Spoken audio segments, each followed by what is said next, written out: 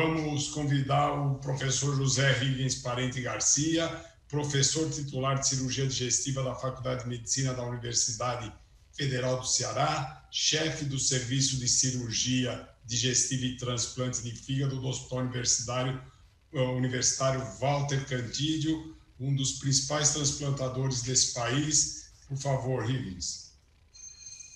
Uma boa tarde a todos. Inicialmente, agradecer ao professor Roberto Carvalho o convite para falar sobre um tema realmente muito importante, principalmente depois dessas excelentes apresentações aqui dos colegas, da Cássia e do Rogério, que nos esclareceu de forma muito clara aspectos muito complexos. Então, aqui eu creio que essa palestra vai ser um pouco mais leve, porque nós não vamos entrar na imunologia, por exemplo. Se nós formos falar do limite do transplante, eu diria que o transplante hepático é o tratamento ideal para o CHC associado à cirrose. Primeiro, porque do ponto de vista oncológico, você faz uma cirurgia radical, com margens livres, uma hepatectomia total. Segundo, e o mais importante, você resseca focos de novos tumores. Nós sabemos que o problema da ressecção ou de tratamentos como ablação é a recorrência a longo prazo, que é superior a 70% em 5 anos. E tem outro aspecto, que ele cura a hipertensão e a cirrose.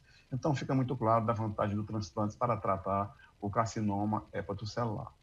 No entanto, o que nós temos que saber é que não existem órgãos tratores. Isso no mundo e no Brasil também. No Brasil, pior ainda, que nós temos uma taxa de doação que estagnou em 18 doadores por milhões de habitantes no nosso país. Gosto sempre de falar na exceção, parabenizar os estados de Santa Catarina e Paraná, que hoje tem uma taxa de doação superior a 40 doadores por milhão de habitantes, semelhante, por exemplo, à Espanha. Então, na verdade, no Brasil, nós transplantamos provavelmente somente 1/3 das nossas necessidades.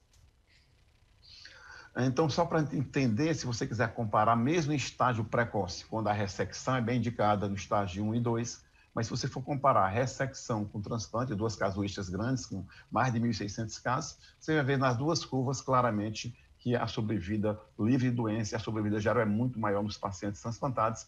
Esses autores concluem que na cirrose associada a CHC, o transplante é a opção primeira. No entanto, e no Brasil, nós temos restrição ao transplante, porque nós adotamos o critério de Milão quando implantamos o Score Mel de 2006. E o critério de Milão, a primeira crítica a ele, é um critério muito restritivo. No entanto, ele é o critério ainda hoje que propicia o melhor resultado a longo prazo. Mas eu sempre gosto de falar que no Brasil nós não temos critérios de Milão. No Brasil, nós temos critério de Milão Brasil. Por quê? Porque na ocasião da implantação do MELD, isso foi em 2006, os métodos de os exames de imagem, como TC e ressonância, não eram tão precisos, os nódulos menores de que 2 centímetros não poderiam ser considerados HCC, mesmo no paciente cirrótico. Então, passou-se a não considerar esses nódulos. Só um exemplo muito claro. Um paciente no Brasil com nódulo de 5 centímetros, 3 nódulos de 1,5, 1,7, 1,8, ou 4 nódulos, ele está dentro do critério Milão Brasil e pode ser transplantado. Mas ele está fora do critério de São Francisco, ele está fora do Apto 7. Então, na verdade, eu gosto de falar que no Brasil, os critérios para aceitação de CHC já são bem expandidos. Isso é um artigo clássico, né, que ele mostra claramente, sempre que você quer, já que o nosso tema é limite, expandir os critérios de Milão, você paga um preço. E quanto maior a distância, maior o preço. Mas na verdade, também nós podemos pagar o preço. Expandir, por exemplo, para os critérios de São Francisco, para os critérios do Paul Bruce, nós não podemos expandir, por exemplo, para critério de Tóquio, que aí sim você pode ter uma recidiva muito maior. E outro aspecto importante, aí vem uma crítica aos principais critérios de alocação de transplante de fígado no CHC, que é o Milão e o São Francisco, que eles vêm simplesmente o quê? Número de tumores e diâmetro dos tumores. E nós sabemos que a biologia tumoral é o fator mais importante para a recorrência e sobrevida, principalmente invasão microvascular, pobre diferenciação, no caso, em relação ao carcinoma hepatocelular, principalmente o aumento da alfa-fetoproteína pós-terapia, se o PET for positivo, que é um exame pouco utilizado no estadiamento, e se o paciente não tiver resposta, por exemplo, a uma quimioembolização, e ainda aqueles pacientes que fazem quimioembolização e têm uma recorrência precoce de 3 a 6 meses, então esses pacientes não são bons candidatos ao transplante, independente de estarem dentro ou fora dos critérios de Milão. É muito interessante ver esse artigo, isso é o critério de Toronto, eles publicaram em 2011 e mantém essa indicação, os pacientes que estão dentro do critério de Milão, ou seja, até um nó de 5 centímetros, ou até 3 nodos menores que 3, ou dentro do critério de São Francisco, que é um tumor maior ou igual a 6,5, e até 3 tumores menores do que 4 centímetros, desde que a soma total dos nódulos seja menor que 8, eles transplantam direto. Mas se o paciente tiver um tumor, independente do tamanho, e eles biopsiarem, e o tumor não for pobremente diferenciado ou pouco diferenciado, se eles forem bem diferenciados ou moderadamente diferenciados, eles transplantam e obtêm essas curvas, quer dizer, muito semelhantes aos pacientes de Milão, mostrando, mais uma vez, que o comportamento biológico do tumor provavelmente é mais importante do que os números de nódulos e os diâmetros. Acho que vem agora falar do critério recentemente publicado em 2012, quando foi implantado na França e depois aprimorado, tentando utilizar o critério morfológico em relação ao número de nódulos e diâmetros com alfa-fetoproteína, que a alfa-fetoproteína alta é comportamento biológico, que geralmente é associado à invasão microvascular ou até mesmo o grau de diferenciação. Quanto maior a alfa-feto, maior a possibilidade desse tumor ser pouco diferenciado. Então, o que foi que eles fizeram? Claramente, eles separaram os diâmetros em menor que 3, 3 a 6 e maior que 6, um número de nódulos e os níveis de alfa-feto. Eles separaram em 3 grupos. Alfa-feto menor que 100, entre 100 mil e maior que 1.000. Nesse primeiro gráfico, vocês veem claramente aqui a recidiva. Quando a alfa-feto é maior que 1.000, a recidiva é muito alta, chega a 53% de 100 a 1.000, 28%, e menor que 100, 16%. Em relação à sobrevida a longo prazo pós-transplantes, a mesma coisa. Quando a alfa-feto é menor que 100, a sobrevida de 5 anos é em torno de 80%. Quando a alfa-feto realmente ela cai para nível, ela sobe, ela é muito alta, a sobrevida do paciente é muito menor.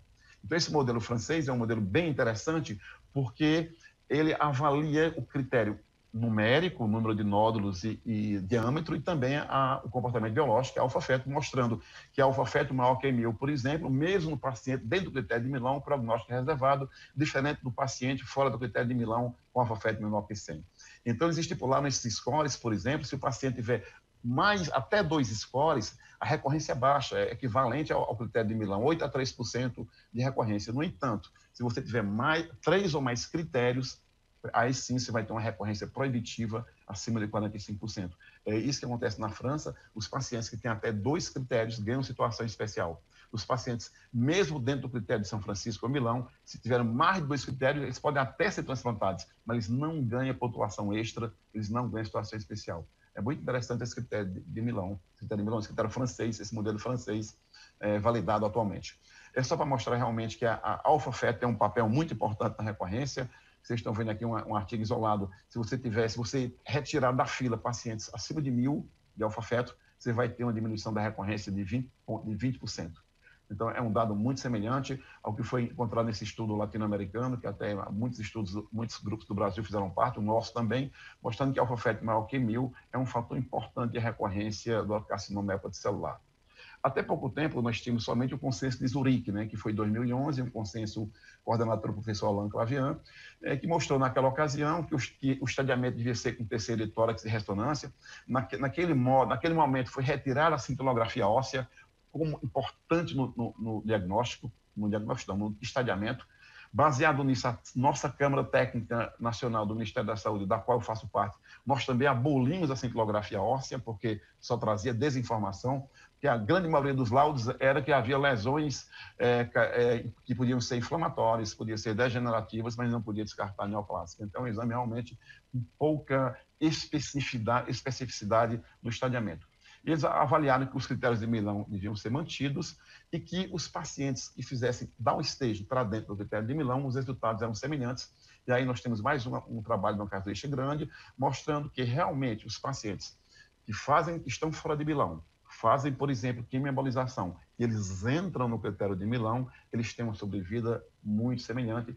Isso porque a resposta à quimioembolização afere o comportamento biológico do tumor. Se o paciente não responde à quimioembolização, provavelmente o comportamento daquele tumor é muito mais agressivo. Esses autores encontraram que quais são os pacientes que você não consegue fazer um downstage, ou então que eles saem da fila. São principalmente aqueles pacientes com alfa-feto maior que 1.000 e aqueles pacientes com função hepática a partir de Child B.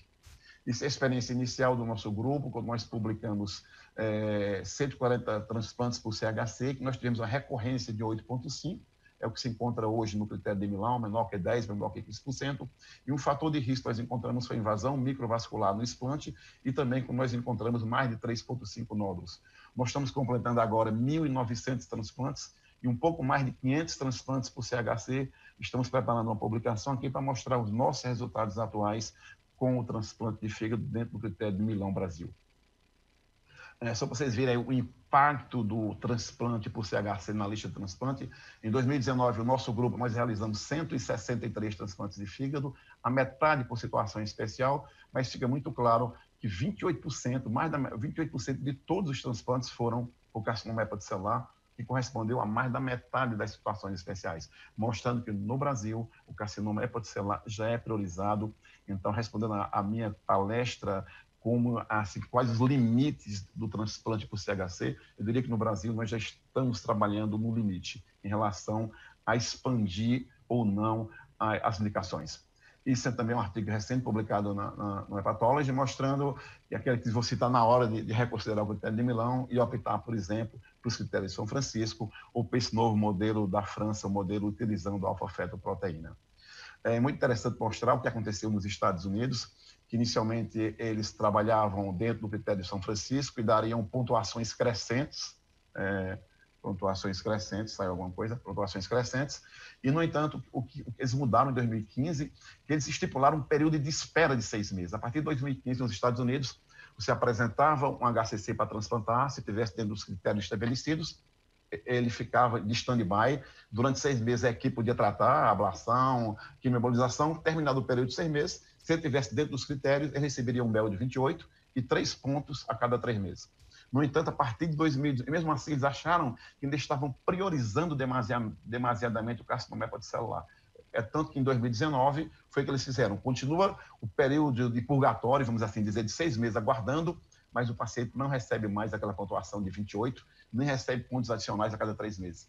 Eles viram em cada região, eles veem a mediana do mel de transplantado em cada região e diminuir de 3 pontos. Então, foi uma maneira encontrada para possibilitar, no caso, mais transplantes, por exemplo, por situações que não fossem carcinoma hepatocelular. Então, o que nós temos também que pensar, principalmente no Brasil, nós não temos doadores suficientes. Nós temos a mortalidade alta em lista, principalmente das hepatopatias crônicas descompensadas, especificamente a cita refratária, quando a mortalidade no Brasil ela gira em torno de 40% a 50%. Então, esses pacientes eles não podem ter o mesmo score MELD do CHC, que no Brasil é 20, depois de 3 meses, 24, depois de 6 meses, 29. Esses pacientes com a cita refratária fazendo paracentese toda semana, eles não sobrevivem 6 meses. É tanto que a nossa Câmara Técnica Federal já em reunião há 2 meses atrás, já aprovou, falta só a publicação da nota técnica para viabilizar no Brasil que a partir da publicação, todo paciente com cita refratária ele recebe de início o MEL de 29, que seria uma forma justa de evitar a mortalidade desses pacientes na fila de espera. Agora foi publicado em junho no Transplantation, o último consenso internacional sobre como deveria ser a seleção do paciente candidato a transplante e portador de CHC. Claro, eles acham que deve avaliar também o diâmetro do tumor, os números de tumores, a biologia tumoral de alfa-feto, e o critério de Milão é sempre a referência, mas pensar sempre que a alfa-feto tem um fator importante. A partir de 20, cada vez que ela diminui 20, aumenta 20, você vai ter uma sobrevida menor. Por exemplo, nos Estados Unidos, há serviços que excluem se ela for maior que 400, outras se for maior que 1.000, mas é muito importante avaliar a resposta. Se um paciente tem um CHC com alfa-feto alto, e se ele responder à quimioembolização com a queda abrupta da alfa-feto, ele tem benefício. Se ele subir ou não diminuir, o benefício é duvidoso. Uma outra recomendação que é muito importante hoje, que é recomendar tratamento ponte, como quimioembolização, principalmente quando o tempo em lista é 6 meses. No nosso estado, esse tempo é menor, em 2, 3, 4 meses. Geralmente, nós não fazemos quimioembolização como ponte, nós fazemos mais para dar um staging. E lembrar, se o tumor progredir durante a quimioembolização, o prognóstico é muito ruim, esse paciente não deveria ser transplantado. Outro aspecto também que se discute muito são os critérios para dar o staging. A ideia dos consensos é que eles deviam ser restritos aos critérios de São Francisco. Ou seja, você só podia tentar dar o stage se você tivesse um tumor menor que 8, ou tivesse até 2 ou 3 nódulos menor que 5, e você sempre teria que ter um período de observação de 3 meses, justamente para avaliar o comportamento biológico desse tumor. Se depois de 3 meses, com 9 imagens, esse paciente estivesse fora de critério, ele seria retirado da lista de transplantes. Uma discussão muito grande agora que nós temos no Brasil, em todo o serviço, é a implantação do N-Resist. No Brasil, o downstage é por resist, ou seja, se você tiver um tumor de 7 centímetros, fizer uma quimioembolização, o tumor ficar totalmente necrosado e permanecer por 3 meses, ele não pode ser transplantado, porque o que se avalia é a área completa, necrosada e viável.